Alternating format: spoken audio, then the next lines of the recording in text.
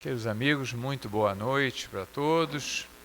Prazer revê-los. Mais uma vez estamos nós aqui para estudar, já nesse início de ano. E se Deus quiser, aí um ano de muitas conquistas para todos nós, né? De muitas oportunidades de trabalho para a gente. Falando em oportunidades de trabalho, nós vamos começar então lendo do nosso livro Vinha de Luz, né? Psicografia de Chico Xavier, pelo Espírito de Emmanuel. Vamos ler a página que o Antônio separou já para compor aí o estudo que ele vai nos trazer, né? Hoje nós temos aí o Antônio Fonseca já nos ajudando no estudo. Então o nome da página é Caridade Essencial, do livro então Vinha de Luz. Então vamos à leitura, nos preparando aí para a nossa prece. E a caridade é esta, que andemos segundo os seus mandamentos. Este é o mandamento, como já desde o princípio ouvistes, que andeis nele. Em João, né, a segunda epístola de João, no capítulo 6.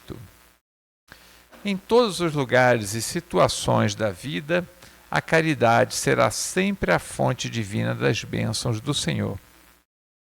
Quem dá o pão ao faminto e água ao sedento, remédio ao enfermo e luz ao ignorante, está colaborando na edificação do reino divino em qualquer setor da existência ou da fé religiosa que foi chamado. A voz compassiva e fraternal, que ilumina o espírito, é irmã das mãos que alimentam o corpo. Assistência, medicação e ensinamento constituem modalidades santas da caridade generosa que executa os programas do bem. São vestiduras diferentes de uma virtude única. Conjugam-se e completam-se num todo nobre e digno. Ninguém pode assistir a outrem com eficiência se não procurou a edificação de si mesmo. Ninguém medicará com proveito se não adquiriu o espírito de boa vontade para com os que necessitam, e ninguém ensinará com segurança se não possui a seu favor os atos de amor ao próximo no que se refira à compreensão e ao auxílio fraternais. Em razão disso, as menores manifestações de caridade, nascidas da sincera disposição de servir com Jesus, são atividades sagradas e indiscutíveis. Em todos os lugares serão sempre sublimes luzes da fraternidade, disseminando alegria, esperança, gratidão, conforto e intercessões benditas. Antes, porém, da caridade que se manifesta exteriormente nos variados setores da vida, pratiquemos a caridade essencial, sem o que não poderemos efetuar a edificação e a redenção de nós mesmos. Trata-se da caridade de pensarmos, falarmos e agirmos segundo os ensinamentos do Divino Mestre no Evangelho. É a caridade de vivermos verdadeiramente nele para que ele viva em nós. Sem esta, poderemos levar a efeito grandes serviços externos, alcançar intercessões valiosas em nosso benefício, espalhar notáveis obras de pedra, mas dentro de nós mesmos, nos instantes de supremo testemunho na fé, estaremos vazios e desolados na condição de mendigos de luz. Muito boa. Queridos amigos, já nos trazendo essa ternura dos amigos espirituais, nos preparando com essa bonita mensagem de Emmanuel. Vamos orar. Ó Jesus, querido Mestre, aqui estamos mais uma vez, comensais nesse banquete de luz que Tu nos convidaste. Ajuda-nos, Senhor, a trazermos nossas vestes nupciais, como bem disseste nas Tuas parábolas, para podermos ter ouvido de ouvir, a fim de refletirmos em cada ensinamento na noite de hoje, para que Tu possas falar através do nosso querido amigo Antônio Fonseca, a fim de que ele traga a Tua interpretação aos nossos ouvidos, mas que dos ouvidos possam finalmente penetrar nossos corações. Obrigado, Senhor, que a tua paz nos envolva, agora e sempre, que assim seja. Queridos amigos, Antônio, por favor. Boa noite, gente. Tudo bom? Obrigado, Mauro. Como eu sou impossível, né, ficar com aquele negócio aqui na minha frente assim, eu ia sair, não ia gravar, enfim. Então, eu fico aqui, ando um pouquinho ali, enfim. Antes de mais nada, não sei se vocês perceberam no título que verdadeira está entre aspas, né? Inclusive eu tinha pedido para a Márcia, que faz a programação de sábado, que não é minha esposa, todo mundo pensa que é minha esposa, não é minha esposa, tem várias Márcias aqui na casa. Mas não é a Márcia, mas essa é a minha esposa, só uma. Pelo menos nessa encarnação eu só tenho uma esposa, não sei se em outros momentos eu tive várias de uma esposa, de repente eu fui um árabe, né? Enfim, mas era para ter colocado na programação entre aspas, assim, pô, que esse cara quer botar esse verdadeira entre aspas? Porque é para a gente chamar a atenção o que é verdadeiro, o que é verdade. Verdade pode ser um alinhamento para uma pessoa, pode ter um significado, melhor dizendo, pode ter um significado para uma pessoa e um significado para outra. E aí a verdade de uma não é a verdade de outra. E para a gente começar a falar em verdade e salvação, eu trouxe uma historinha para a gente. Algumas pessoas, de repente, até conhecem, outras não. Uma breve história, o ano de 1861. Está na Revista Espírita de 1861. Livro dos Espíritos é lançado em 1857. Kardec enfrenta muitas dificuldades, né? O espiritismo ele é muito combatido. E naquela época as pessoas se utilizavam da mídia, como hoje, a mesma coisa. Se utilizavam da mídia para o que hoje nós falamos de cancelar. Essa semana que passou agora, eu aprendi o que é cancelamento na rede. Eu não sabia o que é cancelar. Eu não sabia. Para mim, cancelar, a pessoa se tirava do Facebook, né? Só tirava, cancelava. Não, cancelar é assim, tem várias ações para difamar a pessoa. Aí, como eu estava preparando o estudo, eu falei assim, então era isso que faziam com Kardec. Estavam cancelando Kardec. Só que isso foi se avolumando de uma tal maneira que saiu das notinhas dos jornais da época, chegaram a escrever até alguns livros para difamar o espiritismo, e com a máxima dizendo o seguinte, não, isso é coisa de Satã, porque eles falam com os espíritos, é o diabo, é o Satã que vem falar com as pessoas. E o Kardec rebatendo aquilo de forma assim, muito inteligente, mas muito superficial. Até que chega em 1861, nada por acaso, ele lança o segundo livro da codificação, o Livro dos Médiuns. Inclusive, na Revista Espírita, tem duas matérias de Kardec. A primeira, ele fala do lançamento do Livro dos Médiuns, e a segunda matéria, pasmem, quase 11 páginas, defendendo o espiritismo de um movimento de alguns religiosos da época. E eu tomo o cuidado para dizer o seguinte, Kardec não sofria ataque da igreja. Não vamos começar aqui a levantar um sectarismo que não existia. Na realidade, existiam homens que professavam a religião católica e que eram contra as ideias progressistas de Kardec. Então, esse era o cenário. Inclusive, tinha um pregador muito interessante, isso tudo está lá na Revista Espírita, tá, gente? Tá 11 páginas, não dá para eu ler as 11 páginas aqui, senão vai meia hora. Tinha um pregador numa cidade que tinham muitos espíritas, um pregador católico, e falou para as pessoas, né, olha, aquele senhor Kardec, porque ele evoca os demônios falam com as pessoas, isso é um absurdo. Sabe o que estava acontecendo? Essas pessoas saíam do culto da igreja e iam lá para as casas espíritas. E aí, Kardec fala assim, pessoas que só fizeram a sua primeira oração depois que fizeram a sua primeira comunhão, a primeira vez elas vão rezar um Pai Nosso.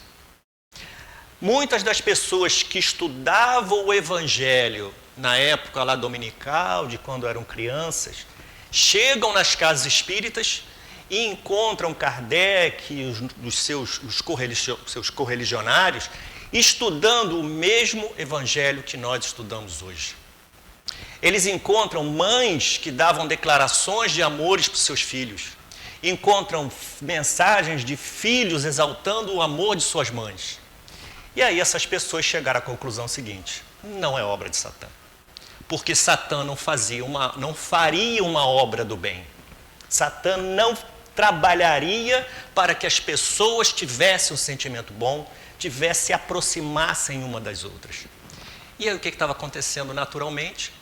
Muitos católicos estavam se tornando espíritas, muitos ateus estavam se tornando espíritas, porque ali eles encontravam a visão de um evangelho há muito tempo perdida.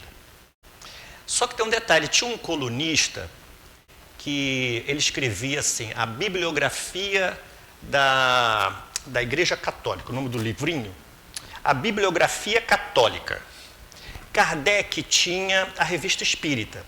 Algumas pessoas escreviam umas revistinhas que exaltavam a parte católica, a parte protestante. E tinha um escritor, Georges Gandhi. Não é Gandhi, não. Gandhi é aquele cara legal, gente boa, né? Esse é Georges Gandhi, que pega alguns trechos do livro O que é o Espiritismo e distorce esses trechos e coloca na revista. Vocês estão vendo? Olha só o que Kardec fala. Olha só, porque os espíritos falam isso, e Kardec, muito habilmente, né, ele responde na revista espírita, contrapondo esse senhor Georges Gandhi, que é um grande defensor de um lema que vocês devem conhecer: fora da igreja não há salvação. Essa era uma máxima que, inclusive, ela foi sedimentada, só para adição de conhecimento, no Concílio Vaticano II, de 1962.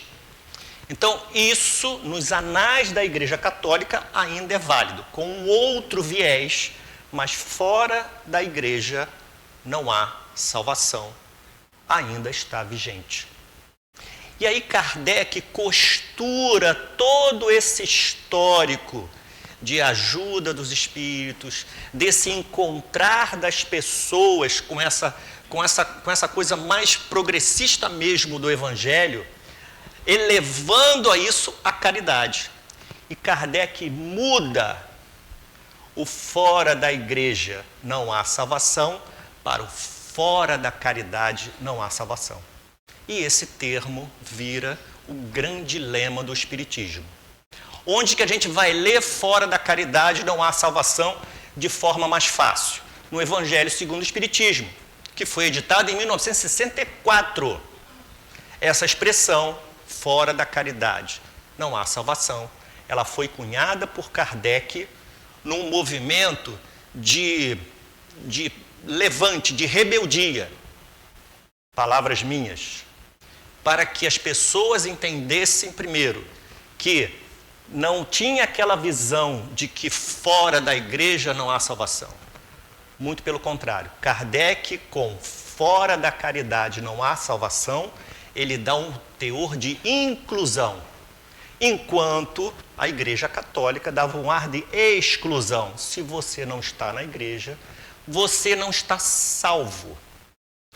E a gente precisa entender essa questão da salvação, que está muito em voga até hoje. Vamos falar um pouquinho de salvação, para a gente entender se fora da caridade não há salvação. Eu só vou inverter, eu não vou falar primeiro de caridade, vou falar de salvação. Depois eu falo de caridade, que não é a cereja do bolo, é a cobertura do bolo. Que cereja, a gente fala uma, né? Não vou dizer que a caridade é uma cerejinha só. É aquela cobertura do bolo cheia de frutas, né? Aquela coisa legal.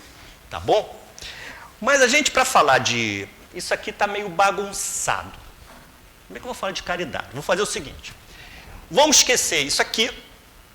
Vamos trazer para o centro essa questão. Ah, eu sabia que tu ia gostar. Eu sabia, depois eu te digo como é que faz. Vamos trazer isso para cá. Eu apertei com muita. Eu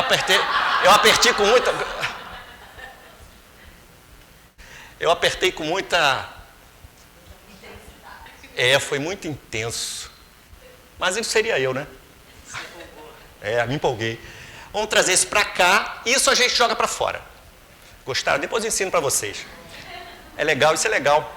Tem gente que faz isso aí a apresentação toda. A pessoa pensa que é mágico, né? Pensaram que Kardec também fazia magia, né? Na realidade é só ciência e filosofia. Só isso. Vamos falar um pouquinho de salvação, tá? Bom, primeira pergunta. Ninguém precisa responder, é só para a gente pensar. Vamos fazer igual Kardec fazia? Induz, vamos pensar. A gente precisa ser salvo? Primeira pergunta, eu preciso ser salvo? Alguém aqui precisa ser salvo? O conceito de ser salvo é o seguinte: tirar a gente de uma situação de risco, de perigo, né, ou situação indesejável. Eu tenho certeza absoluta que aqui não tem ninguém em risco, nem está em perigo e nem está numa condição indesejável. Porque as pessoas estão muito confortáveis, né? E eu tenho certeza absoluta que hoje, no século XXI, não tem nenhum leão correndo atrás da gente no meio da rua, né? Nós não precisamos correr atrás de um mamute para matá-lo e ser esmagado. Enfim, o que é salvação? Essa é a grande discussão. Aí a gente vai poder responder se eu preciso ser salvo ou não, tá? Mas, Antônio, essa questão de salvação, isso a gente escuta sempre.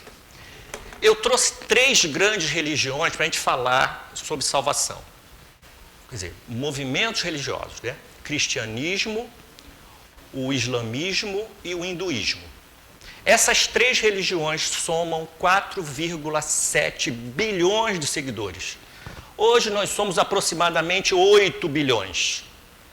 Vamos colocar aqui o judaísmo. Mas judaísmo, 15 milhões, vai. 4 bilhões 700 e um cascalhinho ali, tá bom, de nada. 4,7 bilhões de pessoas professam a ideia de que precisam ser salvas. Ou que foi feito um movimento para que eles fossem salvos. Então a gente não pode desconsiderar essa ideia. A gente tem que colocar essa ideia no contexto porque para elas entendem que elas devem ser salvas. E eu vou fazer um parênteses, eu estava lendo recentemente para uma outra coisa que eu estava lendo, enfim, que é o capítulo 5 de Paulo Estevão, Lutas do Evangelho, que vai exemplificar bem essa coisa de a gente saber se posicionar para aquilo que efetivamente é importante. Paulo de Tarso estava em Antioquia e havia uma discussão seguinte: para eu seguir, vou resumir, tá, gente? Para eu seguir Jesus, eu tenho que ser circuncidado ou não ser circuncidado. Isso para o judeu, isso era tranquilo, porque fazia parte da cultura deles. Nascia, tempinho, era circuncidado, fazia parte. Mas para os gentios, não. Vem cá, por que eu vou ser circuncidado? Por que para eu aceitar Jesus, eu tenho que ser circuncidado? Então surgiu essa discussão em Antioquia. Paulo, muito amigo de Simão Pedro, não tinha WhatsApp, tá, gente? Não tinha telefone. Mandou uma carta para Jerusalém. Olha só, é longe, hein, gente? É longe, tá? E sabe onde é a Turquia? Ali, Síria, acima da Turquia, ali, nordeste, ali do Mar Mediterrâneo, é longe. Aí ele mandou uma carta para Simão Pedro. Simão Pedro, estou com uma discussão aqui sobre, faz circuncisão, não faz circuncisão, segue Jesus, não segue Jesus. Simão Pedro, beleza, partiu Antioquia.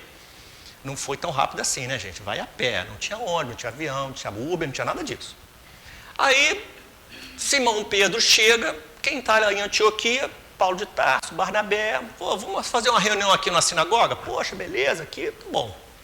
Aí fizeram a reunião, olha, Simão, vamos visitar aqui alguns assentamentos gentios, outros judeus, poxa, uma coisa assim muito harmoniosa, né? Simão Pedro assim, não, esse negócio de circuncisão, deixa disso, vamos conversar isso depois, que não sei o quê. Tá bom, deixa estar. que Tiago, que ficou em Jerusalém, manda dois mensageiros para conversar com Simão Pedro. Aí chega para Simão Pedro, dá uma má notícia para Simão Pedro. Tipo assim, ó, esse negócio de circuncisão, esse negócio não está dando muito certo, não. Aí Simão Pedro, se fecha. Aí o Paulo fica assim, poxa, estou resumindo, tá, gente? Simão está assim, pô, Simão, tu estava tão amigável, você visitava as pessoas. Enfim, isso foi bater um tempo depois, uma discussão na sinagoga. Imagina Paulo de Tarso, um doutor da lei, com toda a hermenêutica dele, com todo o saber que ele tinha, defendendo as suas ideias. De um lado, os gentios, de um lado, os judeus. E aí, Barnabé, que estava junto com Paulo, tipo assim, pera aí, porque Paulo começou a atacar Simão Pedro. Aí o Barnabé, pera aí, não é assim não. Aí começou Paulo e Barnabé, e cada um defendendo as suas posições. Lembrando, eu tenho 4,7 bilhões que aceitam salvação. Beleza, eu tenho outros que não estão nem aí. Qual que está certo, qual que está errado? Isso tem importância? Para alguns sim, para outros não, porque a gente tem que saber qual é o objetivo disso. E aí Simão Pedro, no meio daquele fogo cruzado, lembra de Jesus. Olha só, Paulo de Tarso tinha a ciência da lei, tinha o dom da palavra. Só que Simão Pedro tinha estado com Jesus. Ele estava com Jesus do lado. Ele acompanhou, ele viu o exemplo vivo. O que para Paulo era uma coisa muito cabeça, Simão sentia aquilo. Simão chega e diz assim, gente, olha só, o próprio mestre não defendeu isso. Para o mestre era indiferente, para Jesus isso era indiferente. A salvação não vem pela carne. Eu contei isso tudo para chegar nesse ponto. O mestre falava que a salvação não vinha pela carne, mas vinha pelas boas ações. Vinha por aquilo que a gente fazia de bom e pelos outros. E a gente volta de novo na questão da salvação. Para uns é importante, que seja. Mas para mim não é importante, que seja. Que a gente aprende a respeitar. Que a gente, não é que aprenda, que a gente tenha o costume de respeitar a ideia dos outros, porque são 4,7 bilhões de pessoas. E vocês sabem quantos espíritas tem no planeta? Isso, dados de 2019, 13 milhões só. Nós somos, no mundo todo, 13 milhões de pessoas. E a gente não pode se arvorar, apontar para os outros e dizer que você está errado. Então a gente tem que tomar muito cuidado quando a gente defende determinados posicionamentos para que a gente se modifique em nós e não nos outros. Nós vamos ver mais à frente esse trabalho lá com caridade. Se a gente quer mudança, que mudemos em nós. Não quer que a gente mude nos outros. Porque a salvação, eu não salvo ninguém. Nós vamos ver um pouquinho mais à frente, mas assim, Jesus salva. Vamos entrar num detalhe, uma mensagem de Emmanuel para isso. E antes de falar a mensagem de Emmanuel, eu tinha que falar esse relato que está no livro Paulo Estevão, para a gente entender o seguinte, olha, quem estava com o mestre foi o divisor de águas. Ele chegou ao seguinte, nem você e nem você, é esse aqui. Só para a gente entender isso, tá bom? Então, essa é a ideia, tá? A gente tem que trabalhar essa questão de salvação. Ela é muito complexa, muito complexa. A salvação ela tem visões, cada religião tem um conceito diferente de religião, de salvação. Cada uma interpreta de uma forma. Quer ver, para o islamismo, ninguém tem que ser salvo. Por quê? Adão e Eva se arrependeram, Deus perdoou eles, ninguém tem que ser salvo ali, está tudo certo.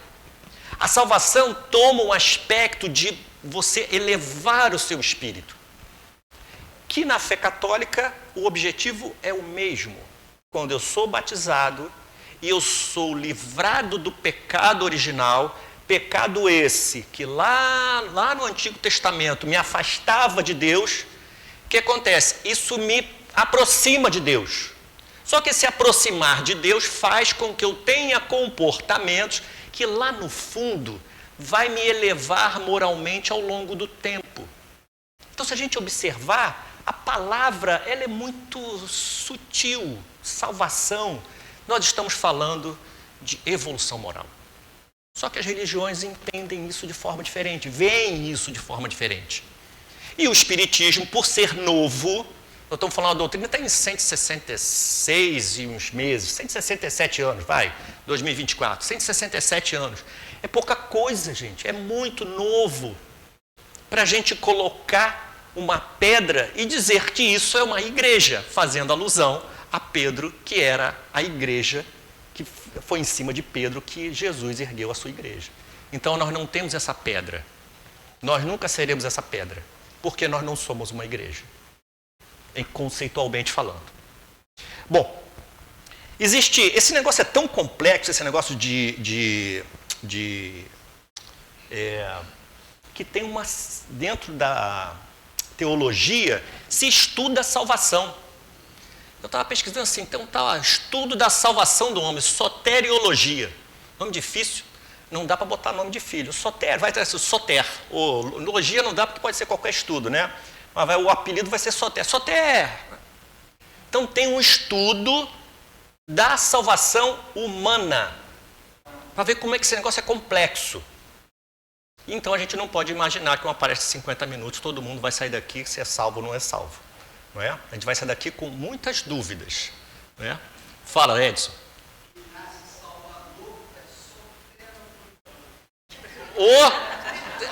Pô, muito bom. É que não está gravando assim. O Edson falou que quem nasce em Salvador é soteropolitano. É porque soter é do grego de salvação. Por isso que é soter. Salvo, soter. É por conta do radical. Tá? Por isso é que é soteriologia. É o estudo da salvação. Salvador. Entendeu por que é soteropolitano? Né? Tem esse radical. Ele pensou que... Parece até que eu combinei com ele, né? Parece até que eu combinei com ele. Mas tem lógica. Tudo tem lógica, gente. Tudo tem lógica. Tem essa aqui, ó. Jesus veio nos salvar. Eu botei pontinho, pontinho e botei uma exclamação. Botei uma interrogação. Eu vou ler um trecho de Emmanuel com relação a se Jesus veio nos salvar ou não. Por favor, não fiquem aborrecidos comigo. Quem escreveu foi Chico Xavier, mensagem de Emmanuel. Emmanuel fala assim sobre você ter essa caridade. Está aqui. Isso está em Escrínio de Luz. Quem quiser procurar, está lá. Emmanuel, ele fala sobre salvação. Veio, pontinho, pontinho. Isso é um texto longo, tá? Eu tirei só a cereja mesmo. Veio salvar-nos da inutilidade que nos é própria, a fim de soerguer-nos à condição de cooperadores diligentes em sua construção de amor e concórdia. Emmanuel. Olha como é que ele é duro. Veio nos salvar da inutilidade que nos é própria. Então é só para a gente saber a nossa posição, para a gente não se achar que eu sou o máximo. Ninguém é o máximo. O próximo do máximo a gente prendeu na cruz. E o acima dele é que a gente chama de Deus. Então, nós somos aqui tudo igual. Não dá para a gente se achar... Oi? Como dizia a música. Nós somos inúteis, né? Será que ele leu Emmanuel? Deve ter lido, né? Deve ter lido. Nós somos... Obviamente isso dá uma outra palestra nessa questão de utilidade e inutilidade, né? Isso dá um estudo, dá um seminário. Mas é só para a gente entender o seguinte, que o assunto é controverso e isso sempre remete para a gente. Eu preciso ser salvo? Tá bom, faça tudo então para se salvar. Eu não preciso de nada para ser salvo. Ainda assim você não vai deixar de ter que cumprir as melhores práticas do Evangelho. No mínimo, a lei do homem você vai ter que cumprir. Isso é que é importante. Mesmo que você não faça nada, algo de certo você vai ter que fazer. Porque senão a lei vem e tira a tua salvação. Só para a gente pensar nisso. O espírita, ele analisa o evangelho de forma mais ampla, analisa. A gente vai mais fundo, mas isso só traz mais responsabilidade. Porque a gente não pode alegar, eu não sabia. A gente não pode. À medida que a gente vai estudando assim, caramba. Olha só, eu vou fazer um parênteses aqui, isso não quer dizer que quem está falando aqui faz, tá, gente? Toda vez que eu faço a palestra, eu faço questão de falar isso. Porque pode parecer que o Antônio, esse cara é o máximo, não sou o máximo, eu sou o mínimo inútil também. Mas só que eu não posso dizer que eu não sei, porque eu li, gente. No mínimo eu li, eu sei. Eu faço? Tento. Eu também não posso ser hipócrita. Porque eu tenho para mim que a hipocrisia é a semente da ilusão. Quanto mais nós formos hipócritas, mais ilusões nós vamos criando. E depois da desilusão vem o quê? A desilusão. E de cada desilusão vem aquela dor, e não era isso. Então a gente tem que começar se livrando disso, não é? Aí a gente vai entender por que Jesus, ele era tão veemente em falar hipócritas. Porque lá Jesus já sabia, esse pessoal vai se iludir, não fala isso, não distorce a lei. Porque os fariseus distorciam a lei. E aí o que acontecia? Quando as pessoas se davam conta de como realmente era a vida lá no plano espiritual, lembrando que aquele povo não tem um conhecimento da gente, né? E desilusão. As mesas mediúnicas estão cheias de desilusões. Cheias. Porque acreditavam em coisas que necessariamente não eram verdadeiras. Mas vamos caminhando? Vamos passar um pouquinho agora para o que é mais importante. Vamos falar um pouquinho de caridade. Para começar assim, caridade é um conceito novo. Vocês escutaram, não foi à toa que eu pedi para o Mauro ler aquela passagem de João, que foi uma carta de João. Né? Você não encontra caridade como a gente entende nem no Velho Testamento e nem no Novo Testamento. Quem inaugura essa visão de caridade que a gente tem, na realidade, foi Paulo de Tarso. Paulo dá uma interpretação do que seria aquelas atitudes de Jesus para com as pessoas, esse se relacionar com as pessoas e dar uma vida, dar uma cor diferente para o que seria um ato de caridade. Gravem o verbo, fazer caridade. E aí, vamos contar outra história. Todos os escritos em que a gente ocidental teve conhecimento, ele veio do latim, que foi numa Bíblia chamada Vulgata, que foi escrita em latim. A Vulgata, ela foi traduzida de uma Bíblia em grego, chamado Septuaginta, que veio sendo escrita desde século III antes de Jesus. E foi escrita num grego que não foi um grego culto, foi um grego popular, chamado koiné. E no grego, a palavra caridade não existe. O que existe é o ágape, que eu já comentei aqui em algumas palestras. Né? O que é o ágape? É uma palavra para designar amor. É uma das 7 palavras que designa amor no grego. E por que Paulo escolheu o ágape? A gente modernamente diz assim, é o amor incondicional, é o amor acima de tudo, é o amor do amor.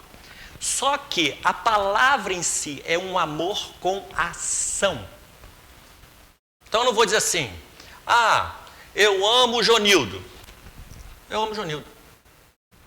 Não nem aí. Não é isso. O amar alguém é fazer algo com ou para aquela pessoa. É um amor em ação. Aí Paulo, o que faz Paulo? A gente já vai ver ali, faz uma carta dos Coríntios,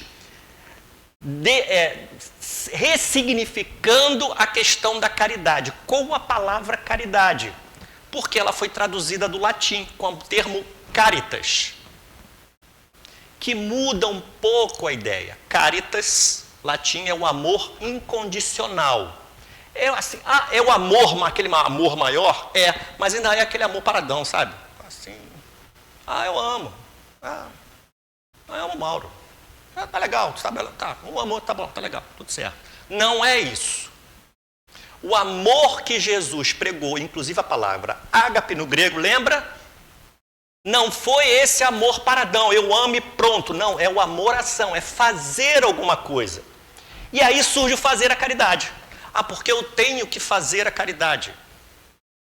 Não, beleza. Aí o próprio Emmanuel falou ali na leitura que o Mauro fez. Não, olha só, fazer a caridade, olha, isso aí, tu não faz mais do que tua obrigação. Mas não pode ficar só no fazer a caridade. Fazer a caridade, o que eu me modifico? O que eu vou me modificar? Aonde o meu espírito, em que meu espírito se modifica? Eu faço uma caridade para o Zé. Zé, toma aqui 500 milhões da Mega Sena. De repente ele vai ficar muito bem. Espírito até. Mas o que isso muda para mim? Oi? Tem gente ali querendo um pouquinho. Ou vai ficar muito mal e perde a encarnação. Então a caridade, isso não é a caridade, isso é um presente grego. Né? A gente está falando de grego, né? Isso é um presente grego. Mas é só para a gente entender do que nós estamos falando. De fora da caridade não há salvação. Aonde está essa salvação? Se Jesus diz o seguinte, o mandamento maior, ama teu Deus como tudo e ama teu próximo como a ti mesmo, esse é o mandamento de Jesus. Resumido, não fala bem assim.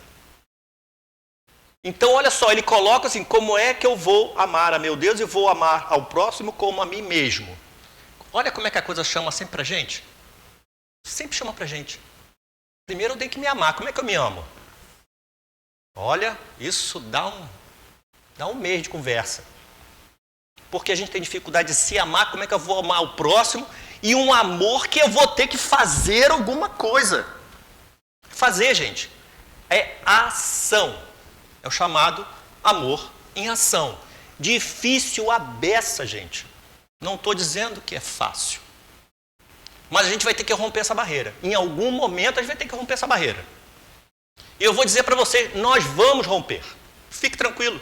Não, eu não vou, vai. Quem acha aqui que não vai, vai. Fique tranquilo, vai. Cada um no seu tempo, mas vai. Edson lá tomando conta, está tomando conta ali para não entrar ninguém de fora. Está rindo. Quem está vendo a gravação não vai entender nada. Ih, tem alguém lá, tem gente tomando conta. Vocês terem uma ideia como é que essa coisa da caridade evolui. No Antigo Testamento tem um termo que a gente chama de caridade, que os próprios judeus chamam de caridade. Eu nem escrevi, que assim, é só para adição de cultura, que chama-se tzedakah. T-Z-E-D-A-K, acento. Tzedakah. Que as pessoas normalmente traduzem como caridade. Só que não é caridade. Isso é um mandamento judaico. Você tem que fazer. Aí a gente vai entender por que Jesus e Paulo transmutam esse ter que fazer sem compromisso, onde eu fazer com o coração, que é a caridade. Aí a gente vai entender por que Jesus ressaltava tanto essa questão do amor. Porque para o judeu antigo, ele não tinha obrigação nenhuma de ajudar o outro. Aliás, ele tinha obrigação, mas não tinha vínculo emocional. Eu fiz e dane-se. Deixa para lá. Aí a gente vai entender lá aquela passagem do fariseu que joga um monte de moedinha no gasofilácio e vem a viúva e joga só uma moedinha. Tec. Aí Jesus, está vendo? Aquela lá realmente fez com o coração. Porque ela, sabedora da necessidade de fazer alguma coisa, ela dá o que supostamente ela não tinha. Porque ela não tinha, assim, ter ela tinha, tanto que ela deu, né? Só para... Então, só para a gente entender como é que a coisa vai se costurando, para a gente entender a responsabilidade que nós temos quando a gente diz assim, eu faço caridade. Fazer caridade é pouco. E está na página, tá? Não foi nem eu que li, foi Mauro que leu. Reclama com ele. Foi Mauro que leu. Aliás, foi Emmanuel que colocou. Porque senão a gente começa a virar mendigo de luz. Olha só como é que a palavra de Emmanuel é extremamente inteligente.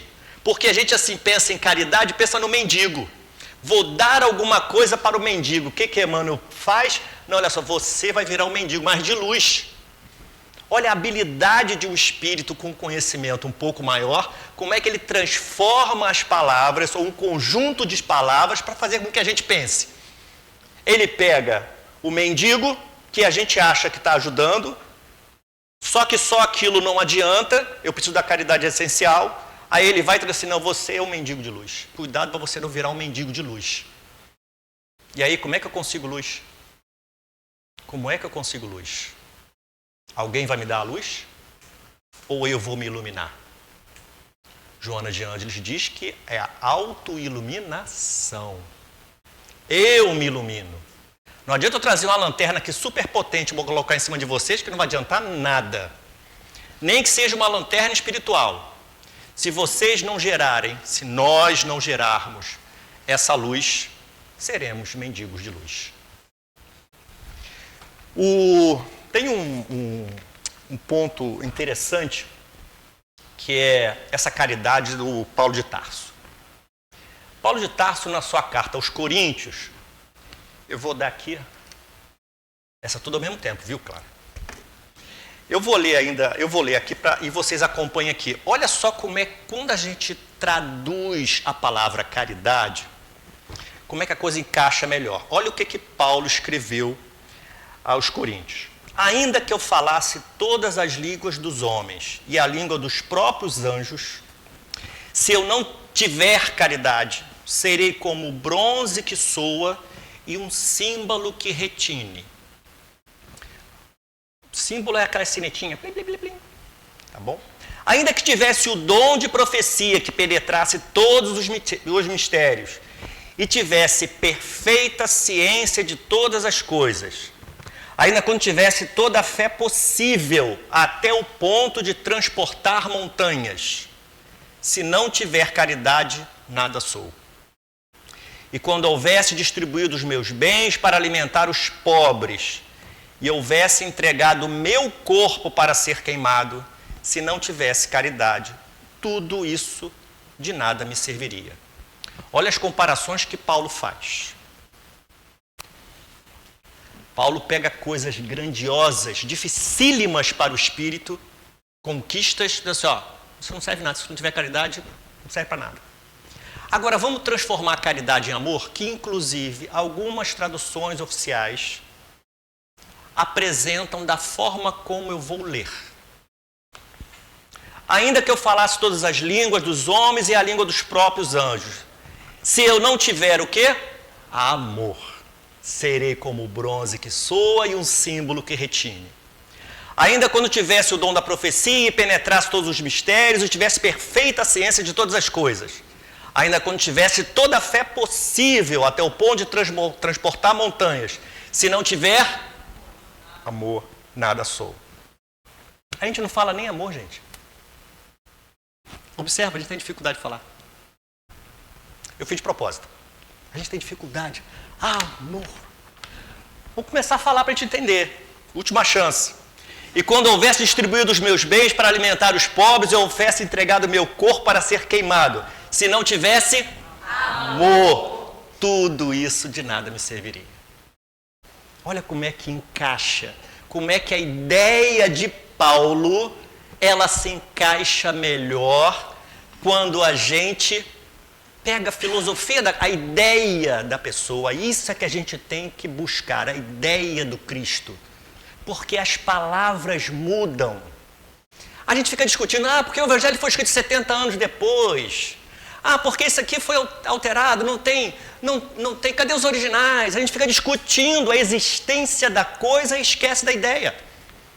Faz diferença se eu tenho o papel ou não para fazer a coisa certa? Eu preciso de um papel para fazer a coisa certa, é isso? Não precisa, nós não precisamos.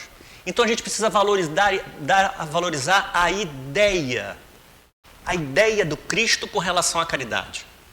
Essa é o que a gente tem que captar. E procurar fazer. Você viu, eu fiz aqui um experimento social, chama-se isso, né? A gente tem dificuldade de falar amor. A gente tem dificuldade. É como se tem uma trava. Entendeu? Fala, não dói, ninguém doeu, tá todo mundo tranquilo. Todo mundo beleza, tá tranquilo. Não dói, gente. Vai por mim, não dói. Não dói. Vai por mim, não dói. Não dói. Vou falar, só falar. Mas eu estou falando sem sentir. Começa assim. E aí eu entro numa outra questão. A gente fala assim, não, porque eu tenho que sentir o amor de Jesus. Vamos fazer igual o amor de Jesus. Como é que a gente consegue saber como é que é o amor de Jesus?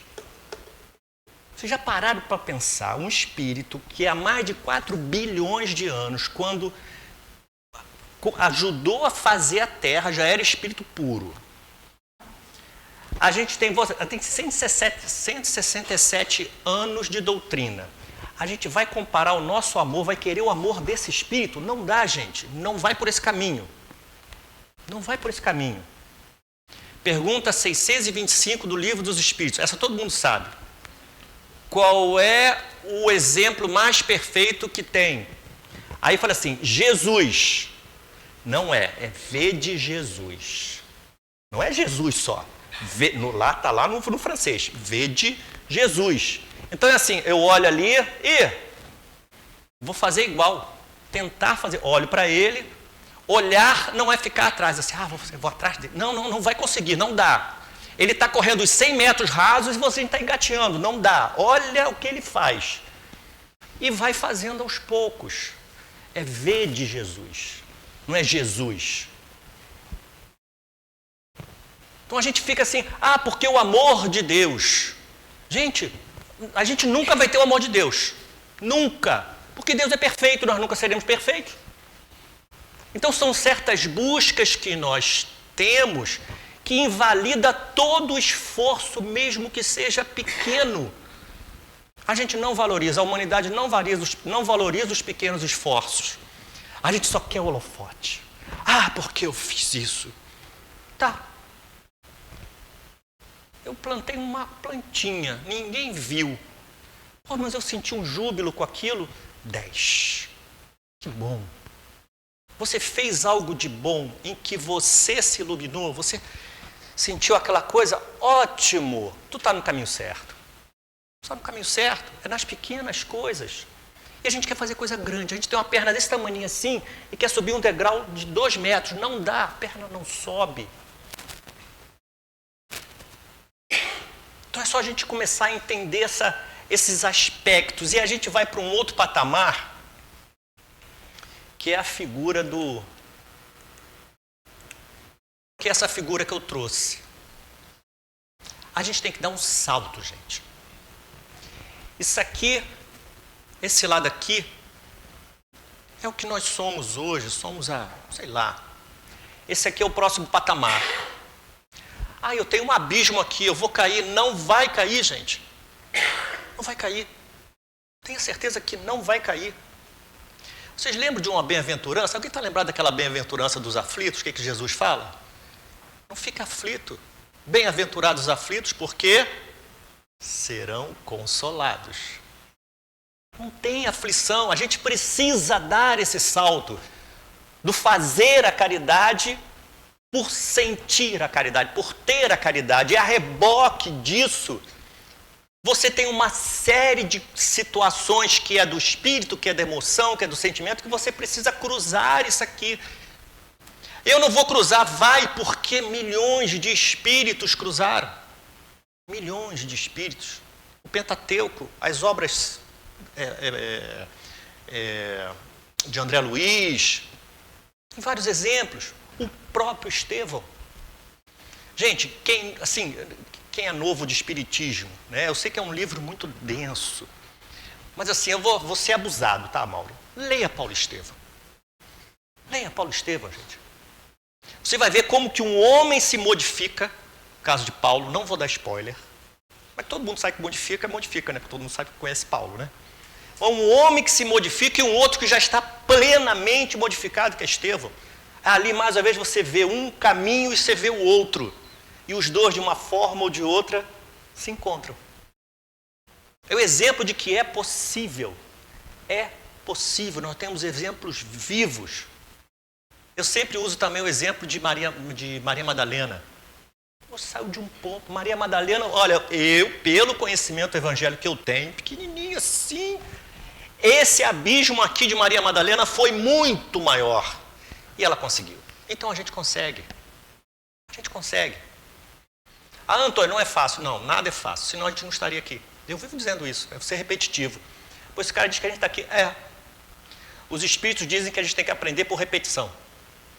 Por isso que daqui a 2 anos vão escutar a mesma palestra. Ah, eu já escutei um cara falando isso aí. Vai quiçá até eu mesmo. Mudo umas coisas aqui. E eu disse assim, pô, Antônio, tu já não falou isso? Já. Pô, mas nem eu aprendi ainda, então vou aproveitar para eu falar também. E aí entra a caridade essencial, que foi o que o Mauro leu. Tá? Eu estava lá fazendo estudo, o curioso é o seguinte, né? Tem umas curiosidades, que quem faz palestra deve ter isso também. Ele está fazendo o estudo, de repente assim, ó, dá uma olhada nisso aqui. Aí tu não está nem aí, né? Tá lá vendo o G1, vendo o UOL, com o computador aberto, dá uma olhada nisso aqui. Tá bom. Aí fui lá e falei assim, legal. Aí fui parar nessa página aí. Não sei, todos nós temos nossos amigos, né? E aí, eu separei um trechinho aqui, que o Mauro já leu, que é essa parte da caridade, dessa emoção nossa. Né? Eu queria marcar isso, eu queria deixar isso no coração de vocês. Por que me marcou? Quando ele fala o seguinte, sem esta... E aqui, caridade, a gente pode dizer que é o quê? Amor essencial. O amor essencial. Sem esse amor essencial, poderemos levar a efeito grandes serviços externos. Nós fazemos. Quantas coisas nós fazemos? Eu posso viver sem isso? Posso. Alcançar intercessões valiosas em nosso benefício. Eu posso ter um espírito amigo? A doutrina espírita tem vários exemplos. É uma mãe que tem uma evolução moral muito grande, um pai, um amigo, um filho que vai e intercede ao nosso favor. Vai ter a intercessão. Eu posso espalhar notáveis obras de pedra. Uma pedra aqui, fazer igrejas. Eu vou fazer uma universidade, vou botar o meu nome. Excelente. Beleza. Nos instantes de supremo testemunho na fé, estaremos vazios, mas dentro de nós mesmos. De novo, sempre para dentro. É sempre para dentro. Nós tivemos uma palestra aqui, Carlos Alberto deve lembrar, que fez uma palestra sobre essa questão de sempre a gente se voltar para dentro. Tudo que a gente olhar para o próximo e disser assim, não gostei, pode ter certeza que é tu. É você que está com problema. Não tem, o que o outro não gosta no outro? O outro é o outro. Se você não gosta no outro, é porque você faz. É porque tem esse problema. Porque quando você olha para o outro, poxa, que legal. Poxa, me senti bem. Esse é o que você... Esse é teu espírito de bom. Poxa, que bom. Legal. Agora, se é assim, coisa feia, é tu que é o feio. Tu que é o feio. Tudo que eu enxergo de bom, tudo que passa pela minha lente espiritual de bondade, sou eu. Mas tudo que passa pela minha lente espiritual de equivocado, também sou eu. Então, nosso olho espiritual, quem comanda essa lente, quem muda o grau dessa nossa lente, somos nós mesmos. E aí, para concluir, né? Estaremos vazios e desolados na condição de mendigos de luz. Eu não acredito que nós sejamos mendigos de luz. Mas, dada a nossa condição, acho que a gente está precisando de pelo menos um empréstimo de luz. A gente precisa de um empréstimo de luz. Mas a gente chega lá. Algum dia a gente grita esse carnezão aí, né? Que é um carnezão, né? Grosso assim, entendeu? E a gente começa, em vez de ser mendigo de luz, vamos ser fábricas de luzes. A gente vai fazer luz aí para todo mundo aí, tá bom? E como dizia no desenho, e por hoje é só. Muito obrigado, gente.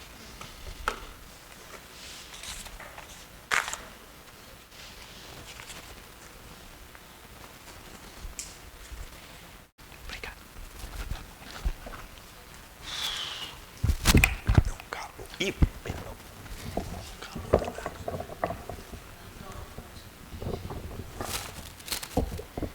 Eu vou fazer uma confidência que todo mundo vai escutar. Mas pode deixar que eu edito depois.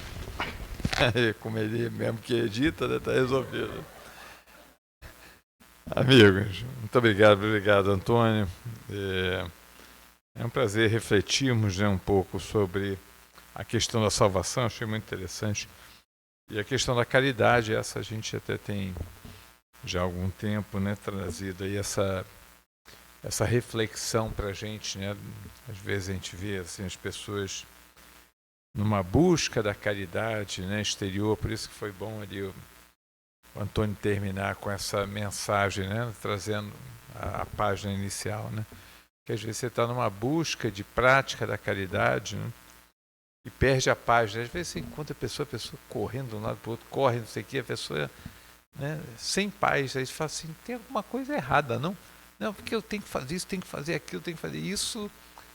Todo esse processo nosso, né, é um processo de um princípio que existe alguém externo a nos julgar, né? Que a gente às vezes não se dá muito conta disso, né, Antônio? Assim, tem alguém fora, a gente tem esse atavismo religioso que nós trazemos de outras vidas, né? Então a gente parte do princípio, tem alguém fora nos julgando. Então se eu me sacrificar, esse alguém que está fora vai nos julgar e vai nos recompensar por esse sacrifício. Quando cai a ficha, né, que nós... Tudo bom, Rosane? Tá bom? Quando cai a ficha que nós, na verdade, é que nos julgamos, né? Aí você entra na palestra do Antônio, exatamente. Você observa que essa paz é interior, então o processo de caridade é uma libertação interior, né? E essa libertação interior que é o desafio para todos nós. Mas muito bom, Antônio, muito boa reflexão aí para a gente. Márcia, essa que é a esposa do Antônio, só para a gente não criar com mais confusão aqui, né? Aqui a outra é a Márcia Rodrigues, que é quem programa, a Márcia Fonseca, que é a esposa do Antônio, passou para mim, então, alguns avisos, né?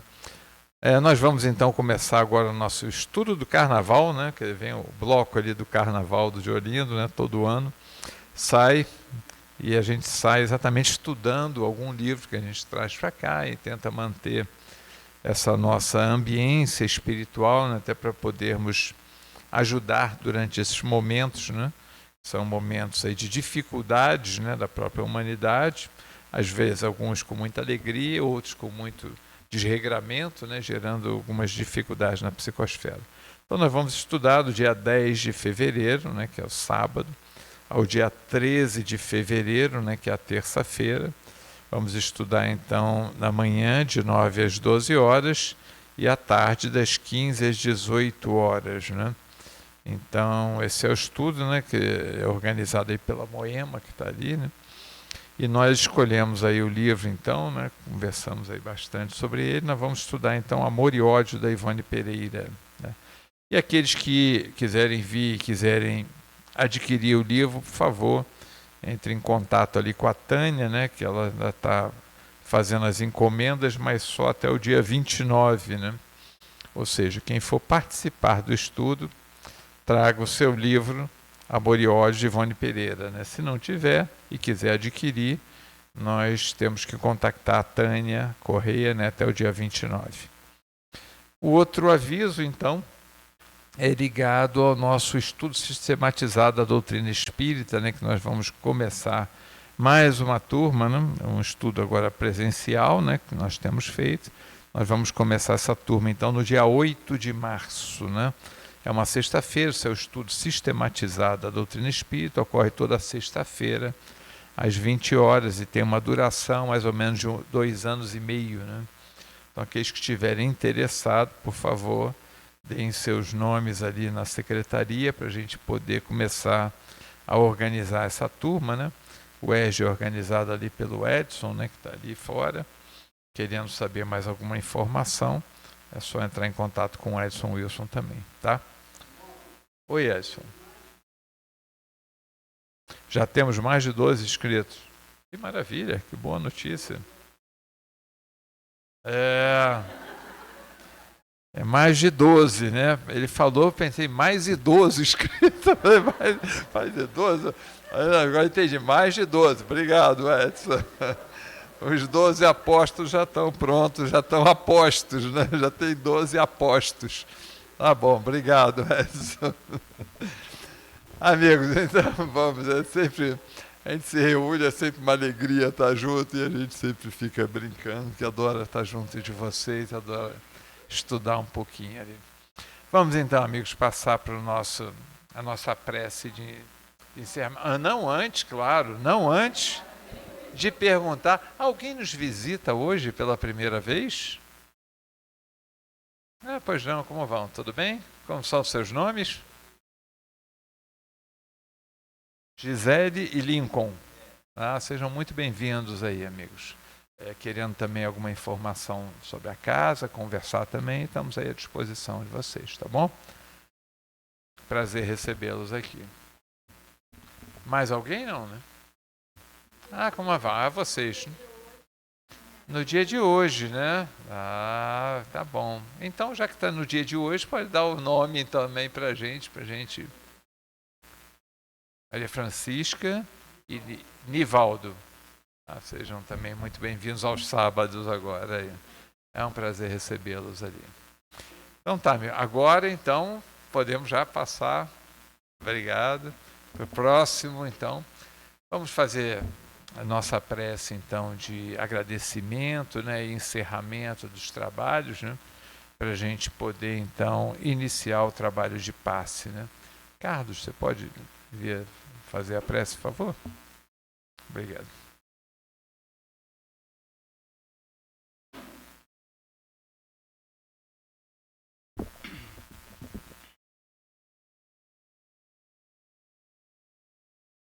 Aproveitando